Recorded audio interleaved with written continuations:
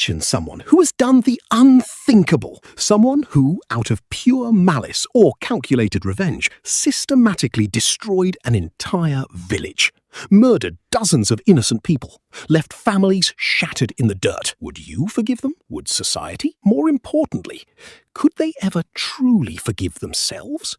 Most of us would instantly say no. We like to believe that bad people are simply born broken, that a monster is always a monster. But one of the greatest spiritual teachers in human history, a man revered by millions for his profound wisdom and absolute peace, started his life doing exactly that. He was a mass murderer. But before we look at how he did it, we have to ask a question that hits much closer to home. Can people actually change, or do we just get better at hiding who we really are? To understand how a monster is built, we have to look past the body count. In 11th century Tibet, a young boy's father dies. Before his death, the father leaves his estate to his brother and sister, trusting them to care for his family. Instead, the relatives steal every single penny. They force the mother and her children to work as humiliated, starving servants in their own home. The mother grows consumed by a single burning obsession, vengeance. She tells her son that if he doesn't avenge their family, she will take her own life. Young Milarepa grows up believing a fatal script. Justice means destruction. He doesn't start out evil. He starts out compliant, desperate for his mother's love. So he leaves to study the darkest arts of magic. Years later, using a devastating hailstorm, he collapses his relative's house during a wedding feast. 35 people are crushed to death. Let's pause here. Look at him standing in the wreckage. Was this boy born evil? Or did suffering simply do what it always does? Create another suffering person? Here is the tragedy of human nature. Milarepa got exactly what he wanted. His relatives were ruined, his family's honor was restored. But revenge didn't make him happy. Instead, a crushing, suffocating guilt began to eat him alive. Why? Modern neuroscience offers a fascinating look into this loop. When we ruminate on hatred, our brains hijack our dopamine system. We mistake the anticipation of revenge for happiness. But when the act is done, the brain experiences what neuroscientists call a massive reward prediction error.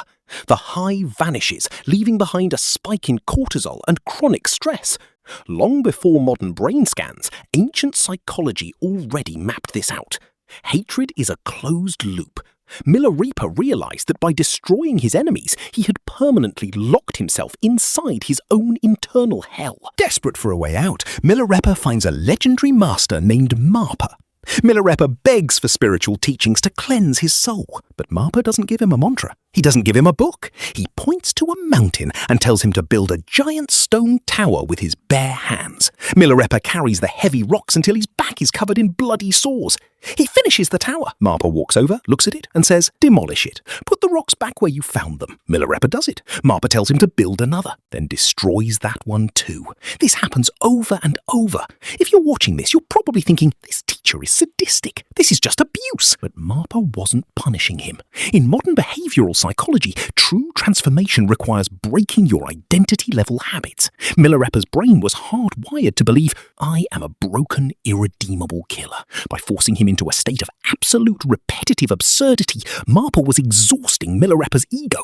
He was completely shattering his old identity so a new one could be built from scratch. After years of labor, Milarepa is finally initiated, but he doesn't get a triumphant return to society. He retreats to a desolate, freezing cave high in the Himalayas. He stays there for decades, alone. He possesses nothing. He eats nothing but wild nettles, until his skin literally takes on a pale green hue. Think about the psychological horror of this. No distractions, no phones, no work. Just you, sitting in a freezing dark room with the memory of the 35 people you murdered. What happens when you can no longer run from yourself? When we are isolated, our brain's default mode network fires up. This is the region responsible for self-reflection, anxiety, and reliving past trauma. For most, this leads to a spiral of deep depression. But through intense, unwavering meditation, Milarepa learned to quiet this network. He didn't suppress his past, he sat with it until the fire of his guilt completely burned itself out of fuel. Decades pass. The murderer who once terrified an entire region steps out of the cave.